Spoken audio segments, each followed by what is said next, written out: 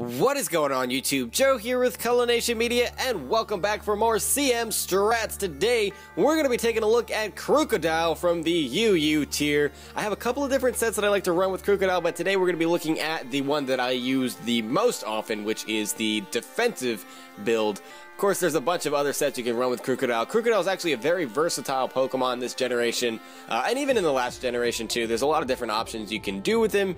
You can give him a Life Orb, you can give him a Choice Scarf, you can give him a Choice Band. There's just a lot of things, but we're going over defensive today, so hope you guys are going to enjoy this one. As always, there should be at least one link in the description below if you would like to see him in action. I don't always expect you guys to just take my word for it that these sets work or are good.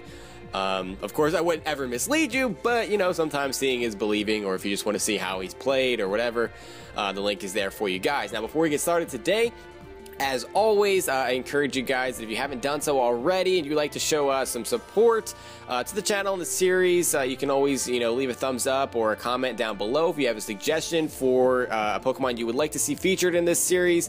Of course, the comment section is a great place for that. Every 2 episodes or so, I look for suggestions to see which Pokemon you would like to see, and then I just pick one from, over the last couple episodes or whatever in the playlist. That's just what I do, so make sure you're leaving your suggestions down there if you have a Pokemon you would like to see. Moving on, here we go into the set itself. Here we have an Impish nature. That's going to be positive defense minus special attack. Obviously, you don't need the special attack.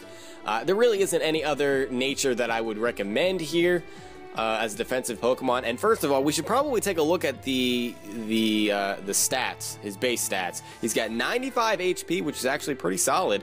117 base attack. So, EQ and knockoff, as you see in the moveset down below, are actually going to pack a little bit of a punch despite not being invested. And then base 80 defense, base 65 special attack, which is unimportant, base 70 special defense, and 92 base speed, which means even though you're uninvested in speed, you're still going to be outspeeding some things, which is pretty darn cool. Now, since it does have base 70 special defense, I guess you could do specially defensive, but I feel like the typing plus the intimidate just makes him a little bit more inclined to be physically defensive, because base 80 defense really isn't that great either. Especially not in UU, but the Intimidate does help out there, and of course that's the ability of choice. His other ability, I think the only one that really gets used is Moxie, but that would be offensive, obviously. So moving into the EVs, very standard build here, 248 HP, 252 defense, and 8 speed. The reason that I have 8 in speed is to just creep other defensive Krookodiles. I don't know how common they are, but I've seen it a couple times and it does work out, so you can taunt them so they can't stealth rock, or you can knock off their item, or whatever you want to do. If you don't really care about that, or don't think it's necessary for your team, or you just don't think that it's common enough that you want to run it for that reason, you can just put the 8 EVs that are in speed into something else. You can put it into attack to make EQ and knockoff do a little bit more damage. You can put it into special defense so you can, maybe take a hit or two. I don't know. It's really just up to a personal preference there.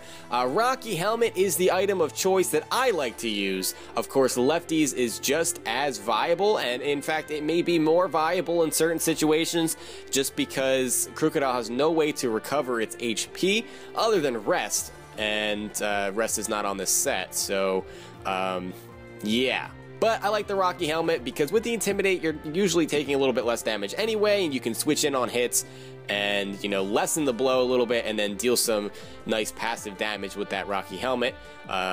So that works out very nicely. That's pretty much all for the preliminary part here, so let's go ahead and dig into the moveset, with EQ and Knockoff being the main attacking moves, main stab moves. EQ obviously is good for any ground-type Pokemon to carry. It's a fantastic move. It does have an immunity, and Knockoff does help with that, and it's just, Knockoff in general is a very useful move. It's a very spammable move as well. You can just start knocking off items all over the place. Intimidate does force switches in some cases, so that will allow you to either get a knockoff off or go ahead and use the next move in the set, which is Stealth Rock. And this can of course be replaced with a couple of things, as can Taunt. I think Stealth Rock is probably the most replaceable move on this set, and I will go over some options in a second here, but Stealth Rock is good if you don't have somebody on your team that can set hazards. Defensive Pokemon are good for that, especially with the Intimidate. There's a good chance you're going to survive a hit and get your rocks up successfully, so that's why I have that there. And then Taunt is fantastic because even though, you know, as a defensive build, you're a little bit slower, you're not invested in speed very much, you're still going to outspeed almost every other wall in the tier.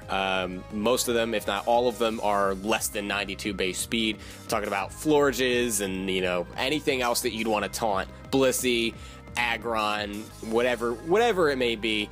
Krookodile is going to be faster than all of them, even without any speed investment, so you can taunt them, so that means they're not wish passing, that means they're not setting up hazards, that means they're not toxicking you, they're not doing all of the silly shenanigans that you don't want them to do, basically.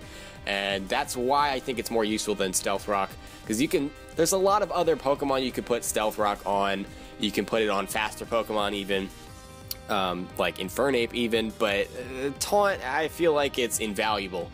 Especially in UU, that's becoming a very, very stall-heavy tier, unfortunately. It started off stallish, and then for a while, it kind of moved away from that, and the metagame was balanced, and it's slowly but surely moving back to stall being, I don't know, the most prominent strategy, but just more common than you would think. So that is that. Now let's take a look at some moves that you could replace here. Like I said, Stealth Rock is probably the most replaceable move on the set, but what would you replace it with? Dragon Tail and Roar, the first thing that come to mind as moves that you can toss in there, especially if you need a phaser, if you want something that can phase through substitutes and phase fairy types. Roar is going to be the option for you, or Dragon Tail, and I guess you could even... It would be difficult, but I guess you could get rid of EQ for Dragon Tail or Roar and just leave the set as it is, because Stealth Rock plus a phasing move is very, very useful. So I guess it just depends on what your specific needs are. What I would suggest is to put Dragon Tail on the set or Roar in favor of Stealth Rock and just have somebody else set up hazards, but that's just me. You could also throw Toxic on here if you want. Like I said, if you have someone else that can set up hazards pretty reliably, you can get rid of Stealth Rocks for Toxic just to have that residual damage going on certain walls. You can really inflict a lot of damage on things like Florges or Blissey or whatever. You can taunt them so they can't recover, and then Toxic them so they can't, you know, do anything basically except switch. So that is usually what they'll do. Alright, so we talked about Dragon Tail and Roar, we talked about Toxic. You could also make this a rest talking set. I don't feel like it would be nearly as effective as the set I have listed here, or even some of the recommended sets on Smogon's website or anywhere else, really. But you could mess around with it. It's not something I've personally tried, so I can't really advocate for it. But you could... I don't know where you would get rid of the moves. I guess it would be Stealth Rock and Taunt. You just get rid of those two and have it be Rest Talk with EQ and Knockoff. I probably would advise against that. I mean, feel free to experiment, of course, but it's probably not the best option. Alright, now we have some things that you want to look out for as far as teammates and threats and things of that nature. You can use Krookodile in OU. I know it's a UU Pokemon, but you can bring it up a tier. Intimidate is always useful, and ground typing is always useful as well, especially with things like Thundurus running around in UU. Or, OU, I'm sorry, not UU. So if you're going to use them in OU or in a mixed tier match or anything, Gyarados and Mega Venusaur together with Krookodile really form a fantastic core as far as typing is concerned. They synergize very, very well together. Gyarados obviously usually has Intimidate as well, and then Mega Venusaur can take things like fire type attacks, special fire type attacks that would be aimed at Krookodile, or water type attacks that would be aimed at Krookodile, ice type attacks that would be aimed at Krookodile as well, because Mega Venusaur does have that thick fat ability, so that is always good.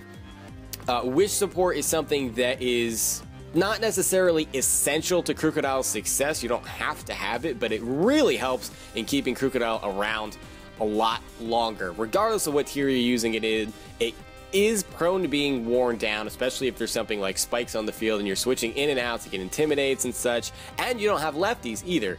So having a Wish Passer really can be invaluable. So when you're team building, I would try to work that in if possible.